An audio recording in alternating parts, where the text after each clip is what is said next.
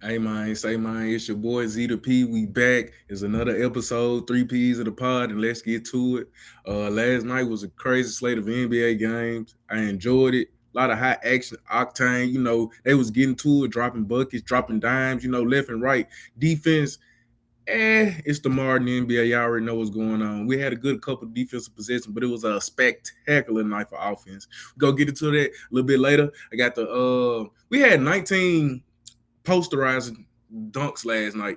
You know, 19 posterizers from different, people that happened last night. And this wild to say. We go get into that video later. But the main story, first game we got coming up is the Lakers versus the Pacers. Luka Doncic continues to be on this historic trend, this run that he's been on, all this scoring. There was a dunk from Bronny. But like I said, Luka, 43 points, 7 assists, 6 rebounds, 28 points in the first half. He set the tone early, tied the franchise record for 30 consecutive 30-point. He tied the franchise record for consecutive 30-plus point games. He's in full MVP type stretch right now. He's averaging 36 points, 9 rebounds, and 8 assists in the last 5 games. Based on that alone, he's averaging around 38 points in the last 10 to 15 games. He's basically controlling everything, being a driving horse behind his Lakers offense. Look how just he's just been a different person. I know a lot of y'all probably heard about the divorce going on with Luka and his family. My condolences to him.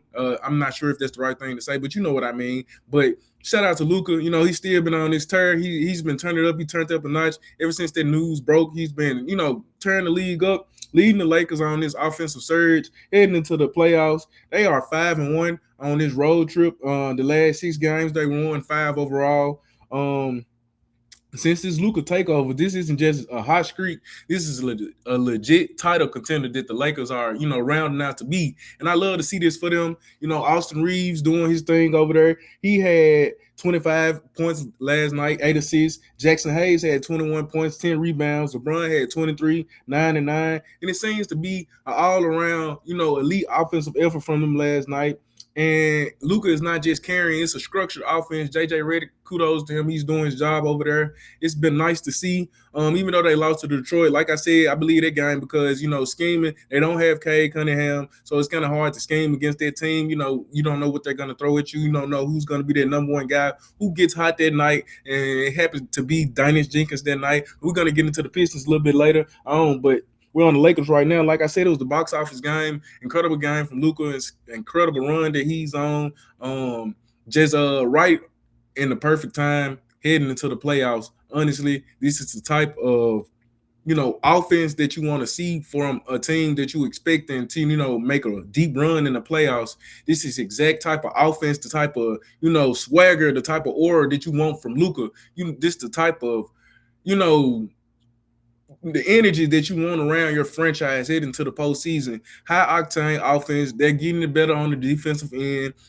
They have these games. Even though some of these games have been close and they have won on game winners, there's still something that you need heading to the playoffs to be in those situations, to get that experience, to get that camaraderie with the teammates and know where this guy likes to be and where this guy likes to be. And JJ is just, like I said, doing a great job. Shout out to Luka, shout out to Bron, taking their role, being a backseat guy. We got a lot of highlights coming from Bron up later on. I don't know if y'all watching the video that I was playing though. He had a nice I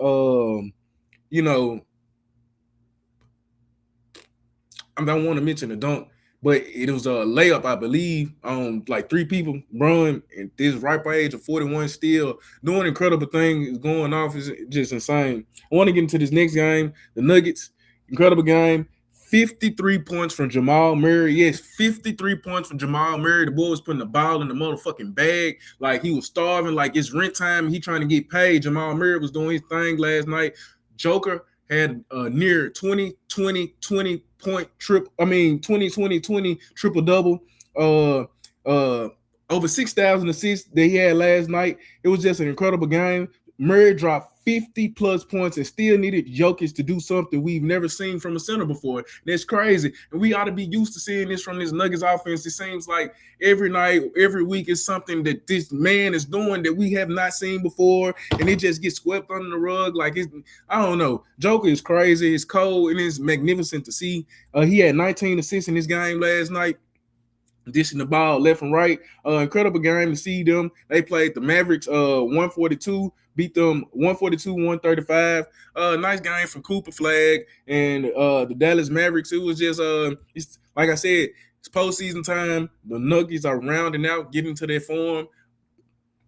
This is a game they supposed to win, even though that the Mavericks did score 135 points. I would like to see the Nuggets clean up on the defensive end, but they did what they were supposed to do, being, the favorite, being the more experienced team, and now they are getting more healthier heading into the postseason. They have Aaron Gordon back. They have Cam Johnson. They have Jamal Murray. They have Peyton Watson just came back a game or two ago. So, they're getting healthier around the right time heading into the postseason. It's good to see. We don't know how the standings going to shake up right now, but we only talking about the games that happened last night. We're going to keep running through it. Next, we getting into the Celtics versus the Thunder game. It was an incredible game from Jaylen Brown. He had 31 points, and Shai Gilgeous-Alexander, he had 33 points.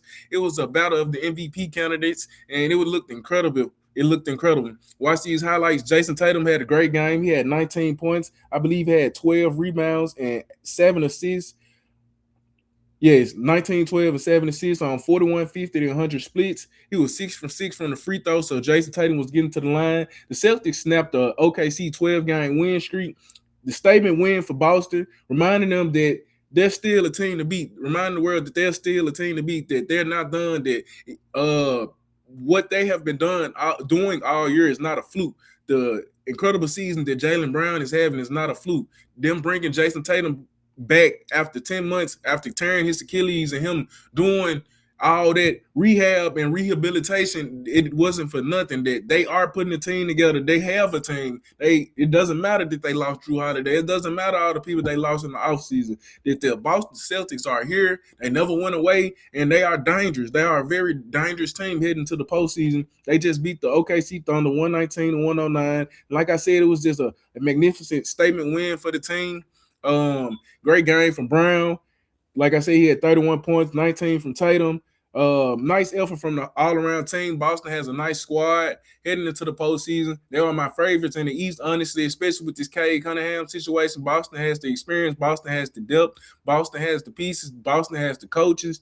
So, shout out to Boston. Incredible game. Next, we go get into this next game. I want to break down this footage. Incredible.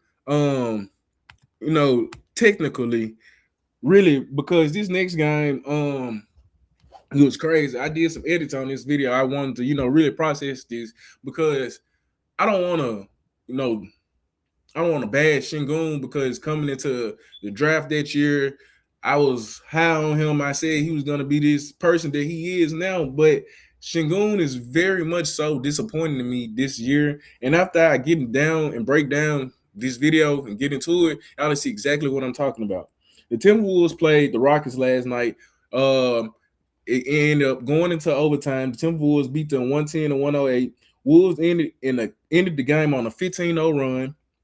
No Ant-Man at all. Ant-Man didn't play in this game. Like I said, the Wolves ended the game on a 15-0 run. It was a 30-piece from Alperen Şengün and KD. So if I tell you, just hypothetically, if I was to tell you before this game started that Alperen Şengün and KD dropped 30 points, Ant-Man didn't play, you would assume that the Rockets won this game. No, they, like I said, the Timberwolves in the game on a 15-0 run. 25 from McDaniels, 24 from Randall, and we gonna get into it right here. Starting right here, this is where it's all to start to fail. Then look at Şengün. Hold on. Got the notes.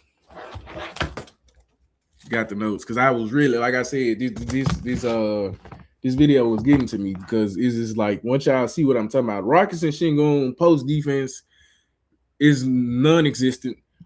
No clutch scoring in the fourth quarter, and this has been an ongoing issue for the Rockets. Like I said, the Timberwolves had a 15-0 run to end the game out. No clutch scoring for the Rockets because they don't have a facilitator to set the team up, and they keep relying on KD. And he's getting double team. Once you double team KD, get the ball out his hand. They really don't know what to do. They really don't have another go-to guy that really knows how to do it. And it's supposed to be Şengün, but it's just a very stagnant offense. On this first play, KD rushes to the guard to guard the perimeter, and Şengün misses the coverage in the corner, leaving dude wide open. Wide open for the three.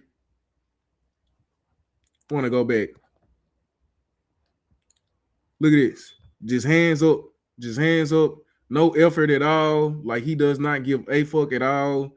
Just leaves three open. No help. No interior help in the paint at all. Like, look at it.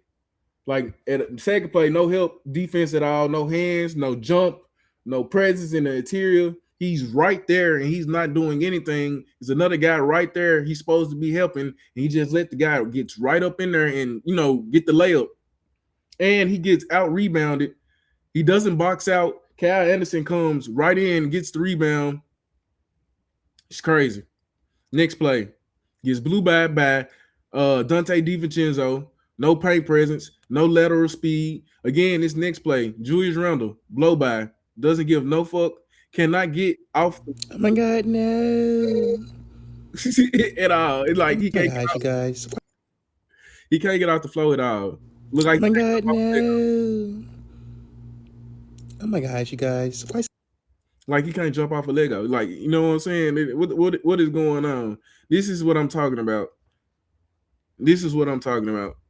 Look how KD looking at him like this fucking nigga. Like he hate that man. All that burning shit was real, y'all. All that is real. Everything you said about Şengün, what he say, Alfie, he wasn't fucking lying. If you watch this tape, like it's glaring. Like look at Şengün. You want to run through it again? I don't know. But like I said, he no box out, no interior presence. He's getting bullied. Julius Randle bully ball gets to the lane. It's just like a mess. And I don't know if I honestly don't think the Rockets are going to get out the first round, especially with Şengün playing like this. They don't have a facilitator for one, and they don't have post presence. Those are two things you're going to need in the playoffs because when the game gets set into those half court situations, the offense gets stagnant. You need somebody to set up the offense and get your guys open and get your guys the ball and get somebody the ball who knows what to do with it. And also in those half court sets, you need somebody to protect the perimeter. Protect the rim. When guys getting blue by, they don't have anybody back there. Steven Adams is still injured, so it's gonna be tough sledding going uphill for the Rockets. They still have KD, but like I said, we all know he's over 35 years old, so it's only so much that he can do. It's Houston choked it really bad. Like I said, stagnant offense. They don't know what they're doing out there. It's just bad. It was a brutal loss, and I don't know if it's time to question Ime Udoka. Not saying for his job, but the schemes that he's running out there, like, is he getting the guys into the right situation? And is he preparing them properly? Because it's the latter half of the season. They haven't had a point guard all year. And somewhere inside me, I can't really just keep giving them that as an excuse with them all being highly paid, highly talented NBA players. You would think somewhere along the line they would figure something out. But hopefully they can, but we all know where hope work at, the Script Club. You know what I'm saying?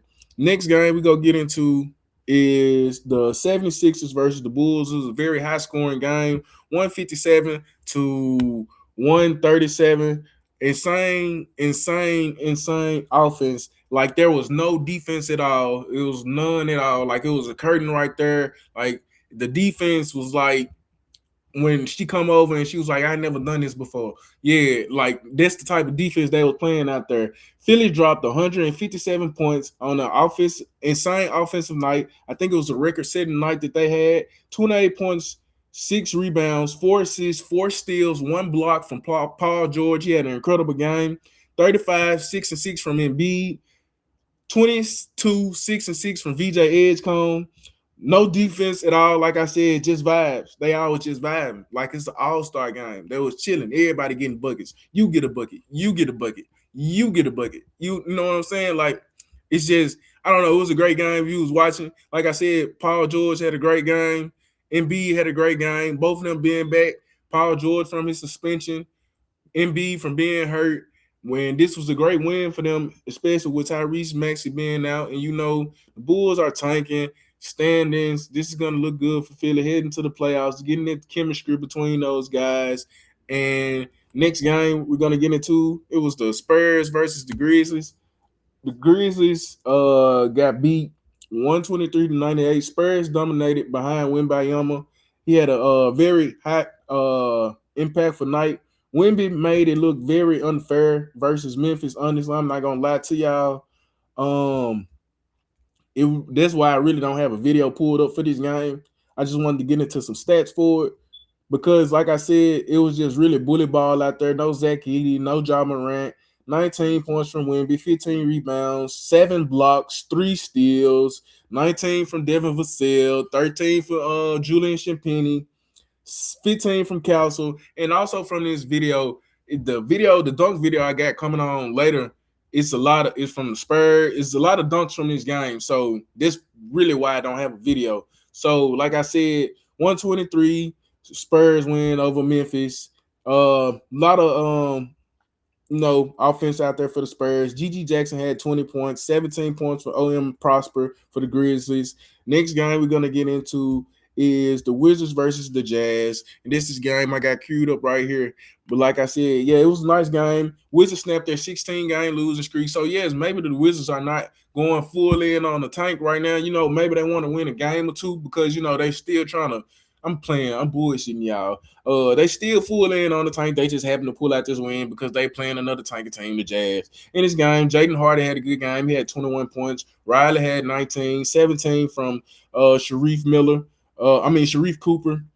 Angel Reese, little brother Juju Miller. Angel Reese, little brother Juju Reese had 26 points, 17 rebounds, and 1 block. The locker room probably celebrated this win like it was a playoff game because, like I said, 16-game losing streak they just snapped. They just got some of everybody out there. Some of these guys haven't even been on the team a couple of weeks yet. But shout out to the Wizards snapping this 16-game losing streak. Shout out to Angel Reese, little brother. Juju did his thing, 26-17. Next, we're going to get into the Warriors and Nets. There's not a lot to talk about this game. Guy Santos had his career high, 30 points. Sloppy, but still clutch from the veteran team. I guess it's a veteran team, especially in this case. I believe the Nets starting like 5 rookies right now. Not starting, but playing like 5 rookies right now, or close to it. Like I said, Guy Santos had his career high 30-point game. But really the story out of this game, you see that attempt right there? Steph Curry laughing his ass off at them trying to tie the game at the end. Look at this. Steph just tripping. This shit funny, I ain't mind. Look cap ass nigga. Anyway, on to the next game. Mine I ain't even playing. The Hawks versus the Pistons, 130 to 129. The Hawks won in overtime, 1-point game. Jalen Johnson had 27 points, 8 rebounds, 12 assists, 27 points from CJ McCollum on 5 threes. They go another them. Hit them up. You hear me? 21 points from Nikhil Alexander-Walker. The Pistons Duran had 26 points, 14 rebounds. Dennis Jenkins had 19 points, 10 assists, 22 points from Tobias, 18 from Asar, and 17 from Duncan Robinson. It was a high-scoring game. Hawks still pulled it off. Like I said, not much defense played last night at all. It was a lot of high-octane offense games. We're just getting into it. Next game, the Heat versus the Cavs. Solid Miami win, controlled the game. Heat quietly stacking wins again as they as we head into the playoffs. They trying to, set their foot down on being that play-in team, firmly in that play-in position over teams like the Hornets and stuff like that, the Hawks. But the Hawks are on the so watch out for that. Hawks are on still on a 10, 11 game winning streak, probably longer than that now. I meant to check that.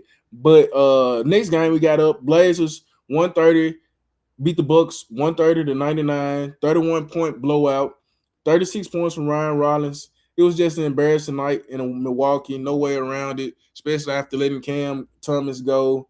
Clippers played the Raptors 119-94. Clippers win. Comfortable blowout. Clippers handle business. Nothing flashy, just dominance. Great game from Darius Garland and Kawhi Leonard. But now, my favorite part of the video, what I want to get into is the 19 fucking dunks that we had last night. The 19 posterized, the 19 come here, boy. Yeah, the 19 smell these nuts. Here come them. Anyway, let's get to it. 19 Wimby on. Oh, no. Go back. 19 Wimby on GG Jackson. He put that motherfucker on his head. Jalen Brown on your head. GG back on Wimby. Stop fucking playing, boy. We back right back with him. Stephon Castle on the nigga head. Stop playing with me. Get up, boy. You hear me? Ooh, Ace Bailey with the reverse jam. Stop playing. LeBron fall the time on two niggas' head. Celtics dude did that. I forgot his name, but I can't even think. Yo, we still there. On that head, KD with the rim rocker. Yeah, Ben Seraph with the rim rocker. Damn, Shingun. Okay, say no more. Damn, Brian. Okay, say no more. Number 9. Okay, Cooper. Okay, Embiid. Little hops ass nigga. Damn. Julian Chapetti got a nigga face with that hoe. Ooh. And that light work, J Huff. We still put that hoe on the nigga head. Okay, Kelly where? Okay, who is that? Oh, Carter Bryant. Damn, Ace Bailey with the nasty dunk. Okay, and that was the 19 dunks we had last night. Hope y'all enjoyed the video. It's been 3 P's. It's Z to P, and yes, your boy is out.